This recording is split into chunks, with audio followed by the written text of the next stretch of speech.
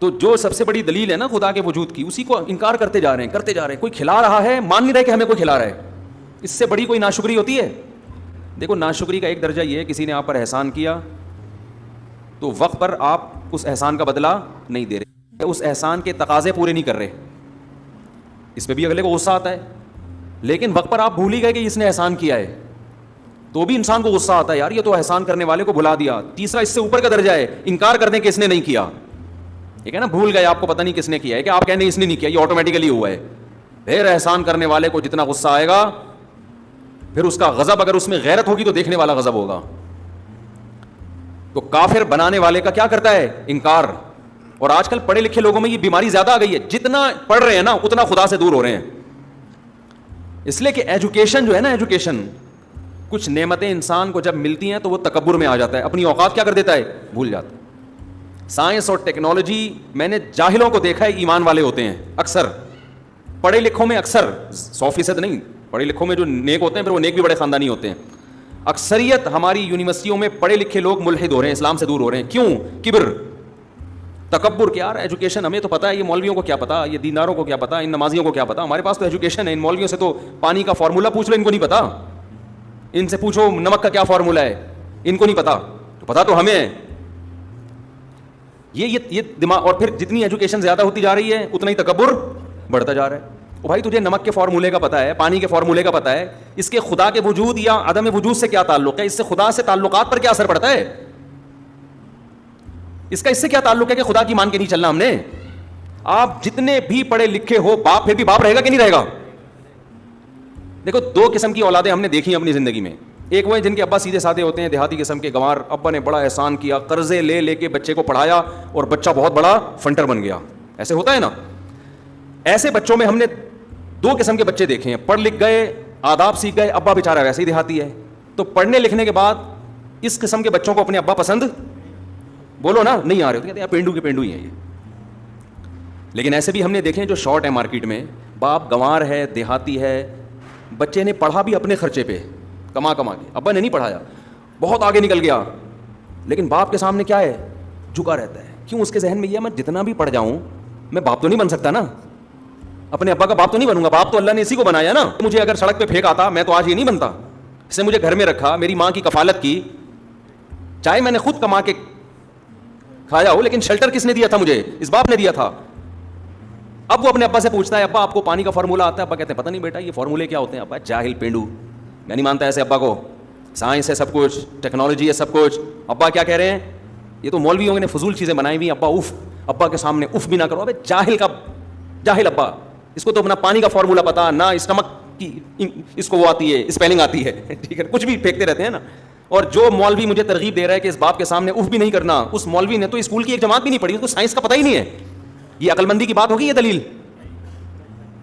وہ مولوی جو بالکل جاہل ہے, لیکن اس کو یہ پتا ہے کہ بھائی باپ جو ہے نا وہ کیا ہوتا ہے, آپ کتنے بڑے سائنٹسٹ بن جائیں, باپ کا حق کم نہیں ہوتا, بلکہ پڑھنے لکھنے سے تو آپ کا شعور زیادہ ہوتا ہے, آپ کو تو اور احساس ہونا چاہیے. لیکن ہم نے دیکھا ہے پڑھ لکھ کے اپنے ماں باپ کو گنوار سمجھتے ہیں, ادب تمیز سے بات کرنا چھوڑ, تعارف نہیں کرواتے, لوگوں سے ملواتے نہیں ہیں کہ یار میں اپنے ابا کا انٹروڈکشن کرواؤں, ابا دھوتی بنیان میں بیٹھے ہوں گے میری بےزتی ہو جائے گی, نہیں کروا رہے ہوتے, یار ابا سے ملاؤ ہی نہیں. لیکن غیرت مند کیا کرتے ہیں بھائی, جو بھی ہیں فخر سے ملا رہے ہوتے ہیں, یہ میرے کیا ہیں, والد صاحب ہیں. تو یاد رکھو, اس سے ہمیں پتہ چلتا ہے کہ آپ کے پاس نالج جتنی بھی زیادہ آ جائے, آپ اپنے محسن کا نہ تو انکار کر سکتے ہیں اور نہ اس نالج کی بیس پر جو احسان کرنے والی ذات ہے اس کا حق آپ سے معاف ہو جاتا ہے. ان دونوں میں سے کچھ بھی نہیں ہوتا. اسی طرح یاد رکھو, جیسے ماں باپ کے احسانات کبھی بھی آپ کے ایجوکیٹڈ ہونے سے کوئی فرق نہیں پڑتا, خدا کے احسانات پر بھی کوئی فرق نہیں پڑتا. چاہے سائنس ترقی کرتے کرتے 7ویں آسمان پہ پہنچ جائے, خدا پھر بھی خدا رہے گا, مخلوق پھر بھی مخلوق رہے گی, اسلام پھر بھی اسلام رہے گا, پیغمبر پھر بھی پیغمبر رہیں گے. اور آپ کو خدا کا حق بتا رہا ہے, اس کو نہ پانی کا فارمولہ پتا, نہ واٹر کی اسپیلنگ آتی ہے, کچھ بھی نہیں آتا, لیکن اگر وہ آپ کو خدا کے حق کی بات کر رہا ہے تو جتنا بڑا جاہل ہو آپ کی نظر میں, آپ کو اس کی بات ماننی پڑے گی, کیونکہ وہ اپنی طرف دعوت نہیں دے رہا, وہ کس کی طرف بلا رہا ہے آپ کو, وہ خدا کے بارے میں بتا رہا ہے آپ کو. وہ اگر کہہ رہے کہ خدا نے زنا کو حرام قرار دیا, لا تقربوا الزنا, زنا کے قریب بھی مت جاؤ, آپ ڈاکٹروں کی باتوں میں آتے ہو, آپ یونائٹڈ نیشن کی بات کو مانتے ہو, آپ بین الاقوامی لا کو فالو کرتے ہو, اور وہ مولوی چیخ رہا ہے کہ خدا زنا کو پسند نہیں کرتا. آپ کہتے ہیں مولویوں کی باتیں, جاہل, ان کو کیا پتا. تو بھائی آپ جب مرو گے تو آپ کا باپ تو بیچارہ جاہل تھا, خدا سے زیادہ علم کسی کے پاس نہیں ہے, اس نے تو پیدا کیا, وہ نہیں چھوڑے گا آپ کو. اور قرآن نے مضمون بیان کیا ہے. قرآن کہتے ہیں کتنے پیغمبر پچھلی امتوں میں آئے, امتوں نے ان پیغمبروں کی بات نہیں مانی. کیوں؟ فرحوا بما عندهم من العلم, ان قوموں کے پاس جو علم تھا اس پر وہ اترانے لگے تھے. اب آپ بتاؤ ان قوموں کے پاس دین کا علم تھا یا دنیا کا؟ دنیا کا. دین کا علم تھوڑی تھا. پیغمبر دین کا علم لے کر آئے, ان قوموں کو نصیحت کی کہ شرک مت کرو, زنا مت کرو, لڑکوں سے بدفعلی مت کرو, یہ مت کرو, یہ مت کرو, اس جس نے پیدا کیا ہے اس کو مانو, اس سے توبہ استغفار کرو, اس سے گناہوں کی معافی مانگو. قرآن کیا کہہ رہا ہے کہ فرحوا بما عندهم من العلم, ان قوموں کو جو ہم نے نالج دی تھی نا, علم دیا تھا, اس علم پر وہ اترانے لگے, اور اتنا اترائے کہ تکبر کی وجہ سے پیغمبروں کی بات کو مسترد کر دیا کہ بھائی ان کے پاس تو نالج نہیں ہے. نالج کس کے پاس ہے؟ نالج کیا؟ دنیا کی نالج نہیں تھی پیغمبروں کے پاس. آج یہ بہت بڑا احترام. میں کہتا ہوں نالج ہونا اچھی بات ہے, دین کی ہو یا دنیا کی, ہم نالج کی اہمیت کا انکار نہیں کر رہے, مگر وہ نالج جو آپ کو خدا سے دور کر رہی ہے, اس کا مطلب نالج میں فالٹ نہیں ہے, آپ کے اندر کوئی بہت بڑا ٹیکنیکل فالٹ ہے, اس کو دور کر کے نالج حاصل کرو کہ یہ نالج آپ کو خدا کے. دیکھو قرآن بھی تو نالج کا تذکرہ کرتا ہے, دنیا کی نالج بھی اور آخرت کی بھی, لیکن قرآن جب دنیا کی نالج کا تذکرہ کرتا ہے نا, اس نالج کو دے کر قرآن آپ کو اللہ کے قریب کرتا ہے. ایک ڈاکٹر کو پتا ہے دودھ کیسے بنتا ہے اور اس میں کیا کیا اجزاء ہیں. اگر اس ڈاکٹر کی عقل صحیح کام کرے گی تو وہ اس دودھ کے بارے میں تحقیق کر کے خدا سے دور ہونے کے بجائے خدا کے قریب ہوگا. وہ کہ یار کیسی مشینری بنائی ہے اللہ نے کہ سوکھا چارہ جانور کو کھلاتے ہیں اور تھنوں سے چکنا اور گاڑھا دودھ نکلتا ہے, فل آف کیلشیم, کیلشیم سے بھرا ہوا دودھ. ایک ڈاکٹر اگر حقیقت میں اس میں کوئی فالٹ نہ ہو, تکبر نہ ہو, وہ جب تحقیق کرے گا کہ کیسے جانور کے پیٹ میں پانی سے بچہ بنتا ہے اور بچہ پیدا ہوتے ہی تھنوں کی طرف لپکتا ہے, اگر اس کے دماغ میں فطور ہوگا, وہ کہے گا کروڑوں اربوں سال نہ دماغ ایوالو ہوتے ہوتے ہوتے ایسا دماغ بچے کا بن گیا کہ پیدا ہوتے ہی کہاں جا رہا ہے؟ تھنوں کی طرف. لہذا اور مزید ترقی کرو سائنس میں. وہ خدا کو ڈکشنری سے کیا کرے گا؟ نکالے گا. ذرا سی کھوپڑی میں غیرت ہوگی نا, تو جب وہ سائنسدان تحقیق کرے گا نا کہ بچہ پیدا ہوتے ہی فوراً جاتا کہاں ہے؟ تھنوں کی طرف, وہ کہے گا سبحان من خلق ھذا, جس نے اس بچے کو بنایا اور جس نے پانی میں ایسے سافٹ ویئر انسٹال کیے کہ ماں کے پیٹ میں جاتے ہی اس میں آنکھ, ناک, کان, دل, دماغ, جگر اگنا شروع ہوتا ہے, اور بچے کے دماغ میں ایسے سافٹ ویئر پہلے سے انسٹال کر دیے کہ پیدا ہوتے ہی کہاں لپکتا ہے؟ وہ دودھ کی طرف. تو وہ ذات اس قابل ہے کہ اس کی عبادت کی جائے, اس کو تلاش کیا جائے, کون ہے ایسا مہربان. اگر اس ذات تک پہنچنا ممکن نہیں ہے, اس کے کسی سفیر کو, کسی نمائندے کو تلاش کیا جائے.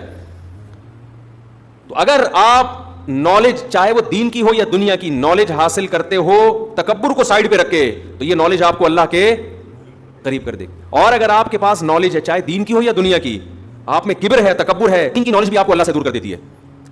ہم نے دیکھا ہے بہت سے لوگ دینی علم رکھنے کے باوجود خدا سے دور ہیں, ان کے پاس یہ کہ ہمیں نالج ہے, علم ہے ہمارے پاس. تو آج یہ بڑا مسئلہ ہے بھائی, چند باتیں انسان سیکھ لیتا ہے اور مذہب کو برا بلا کہنا شروع کر دیتا ہے. تو میں اصل یہ عرض کر رہا تھا کہ اللہ کیا چاہتا ہے کہ تمہارے اندر تکبر بولو نا ہونا. تو غلامی سکھا رہے ہیں, جاؤ کنکریاں مارو. بڑے بڑے آفیسر آئے ہوئے ہوتے ہیں, کیا کر رہے ہوتے ہیں؟ جنرل باجوہ پہنچے ہوئے تھے نا, چیف آف آرمی اسٹاف کیا ہوا ہے, احرام کی چادر پہن کے کیا کر رہے ہیں؟ اٹھا کے کنکری مار رہا ہے. دوسرے مذاہب کے لوگ کہہ دیتے ہیں کہ ان کی رسم ہے, ہر مذہب میں کچھ رسمیں ہوتی ہیں, تو مسلمانوں کے یہاں بھی کیا ایک رسم ہے؟ نا رسم نہیں ہے بھائی. رسم پہ کوئی 18 لاکھ خرچ, کسی ہندو سے کہو کہ 18 لاکھ دے کے جاؤ وہاں 7 کنکریاں مار کے آؤ, رسم ہے, وہ کہے گا میں نہیں 18 لاکھ خرچ کر رہا. کرے گا وہ؟ رسموں پہ اتنے پیسے تھوڑی خرچ ہوتے ہیں بھائی, رسموں پہ نہیں خرچ ہوتے اتنے پیسے. ان رسموں پہ خرچ ہوتے ہیں جس میں انٹرٹینمنٹ ہو. شادی بیاہ پہ اڑاتے ہیں, 20 لاکھ بھی اڑا دیں گے, شراب کباب, ناچ گانا, لوگوں کی تعریف ہے, واہ واہ واہ, یہ اس پہ. ورنہ یار اس بات پہ کہ بیت اللہ کے ساتھ چکر لگانے ہیں, پھر وہاں سے مینا میں جا کے بیٹھنا ہے. وہاں کیوں بیٹھے ہو بھائی؟ کیا کام ہے مینا میں بیٹھے ہوئے؟ اللہ نے حکم دیا اس سے پہلے یہاں سے نکلنا نہیں ہے. اور ہمارا تو بیٹھنا ہے بڑی ٹینشن والا بیٹھنا تھا.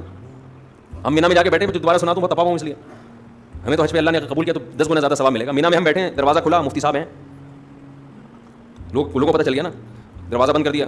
اندر جو ہمارے لوگ بیٹھے ہوئے انہوں نے کہا نہیں ہے دروازہ بند, اندر سے اس میں کنڈی تو ہوتی نہیں کیونکہ وہ تو چند دن کے خیمے ہوتے ہیں نا.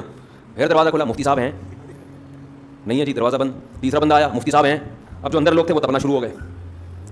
چوتھا بندہ آیا, مفتی صاحب ہیں, کہہ رہے بھائی آپ کیوں کسی کی پرائیویسی میں دخل اندازی کر رہے ہو, آپ کیوں دروازہ کھول رہے ہیں بھائی؟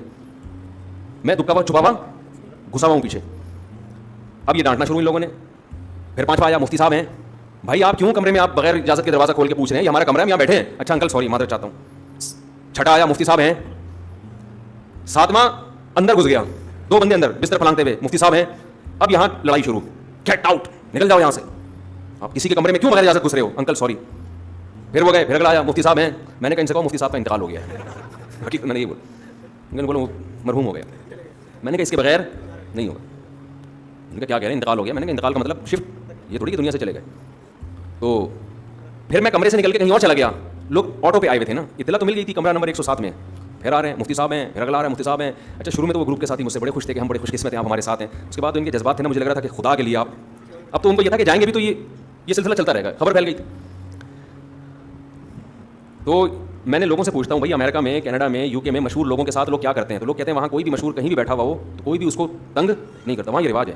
تو تھوڑی سی تمیز ہمیں انگریزوں سے سیکھ لینی چاہیے. کیا خیال ہے بھائی؟ لوگ تو محبت میں کر رہے ہیں, ان کو ڈانٹ بھی نہیں سکتے یار بیچارہ عقیدت میں آیا ہے, کچھ بھی نہیں. انہوں نے مجھے کہا آپ کا حوصلہ ہے مفتی صاحب, آپ کیسے برداشت کرتے ہو؟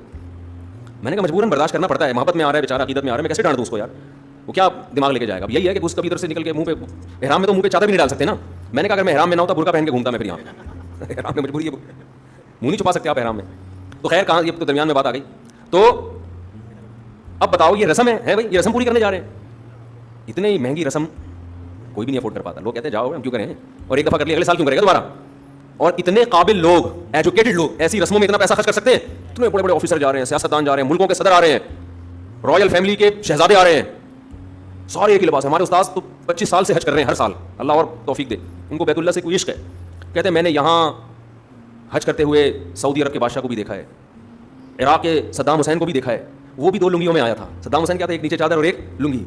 سعودی عرب کا بادشاہ بھی میں نے دیکھا ہے, شاہ فہد بن عبدالعزیز تھے یا بعد والے بادشاہ عبداللہ, یعنی وہ بھی کس میں تھا, وہ بھی یہی کر رہے ہیں, کھڑے ہو کر کیا کر رہے ہیں. رسموں میں اتنے بڑے بڑے بادشاہ کسی ملک میں دیکھا آپ نے؟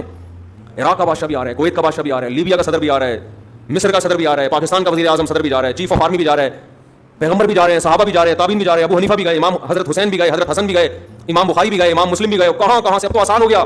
پہلے تو بھائی سال لگتا تھا بیت اللہ پہنچنے میں. آپ ذرا پرانی تاریخیں اٹھا کے دیکھو, ایسے نہیں تھا کہ پتھر مارنے کے لیے جا رہے ہیں جہاز میں بیٹھ کے, نا نا نا نا, من کل فج عمیق. اللہ نے ابراہیم علیہ السلام سے کہا یہ جو زمین ہے نا جہاں تم اپنی زوجہ کو میری خاطر چھوڑ کے گئے تھے, جہاں گھاس کا تنکا نہیں ہے, یہاں کھڑے ہو کر اعلان کر دو, اذن فی الناس بالحج یاتوک رجالا وعلی کل ضامر یاتین من کل فج عمیق. اے ابراہیم ندا لگا تو, کوئی سننے والا نہیں ہے, اس سینکڑوں میل تک آبادی نہیں ہے, ریگستان اور چٹیل پہاڑ گرم جیسے سلاخیں ہوتی ہیں, ایسے پہاڑوں میں اللہ 4000 سال پہلے حضرت ابراہیم سے اعلان کروا رہا ہے کہ اعلان کر دو. اس کا نتیجہ یہ نکلے گا کہ لوگ پیدل بھی آئیں گے اس گھر کی زیارت کے لیے, ریگستانوں کا سفر کر کے. لوگ اونٹوں پر بھی آئیں گے, اور کمزور اونٹوں پر. کمزور کیوں؟ اونٹ جب اپنے ملکوں سے چلے تھے, تگڑے تھے, چلتے چلتے یہاں تک پہنچتے پہنچتے اونٹ بھی کیا ہو جائیں گے, لاغر. من کل فج عمیق, ہر نشیب و فراز کو عبور کر کے سمندروں کے راستے. کیسے بھائی, یہ کوئی رسم ہے؟ جنگلوں کو طے کرتے آئے ہیں, سمندروں میں 4 مہینے سمندروں میں. آپ کو پتا ہے دنیا کے بعض ملک کیسے آباد ہوئے ہیں؟ حاجیوں کا پورا گروپ سمندر میں نکلا تھا, راستے کیا ہو گیا, گم. اور وہ سمندر کسی کہیں کنارے جا کے لگا, حاجیوں کو پتہ نہیں کہاں جانا ہے, وہی ایک ملک آباد ہو گیا, وہی لوگ رہ گئے حاجی. اور پہلے جب حاجی گھر سے جاتا تھا نا تو ایسے نہیں ہوتا تھا کہ میں اگلی فلائٹ سے 15 دن میں 2 ہفتے بعد ٹھیک واپس پہنچ رہا ہوں. اپنا خیال رکھنا, وہاں جا کے بھی گھر والوں سے رابطے میں, اور گھر میں کیا پکڑا ہے. میں تو تھا نا وہ فیملی والے لوگ سارے, اور بیگم تم نے انڈے آلو پکائے ہیں, اچھا میں آؤں گا تو میرے لیے یہ پکا کے رکھنا.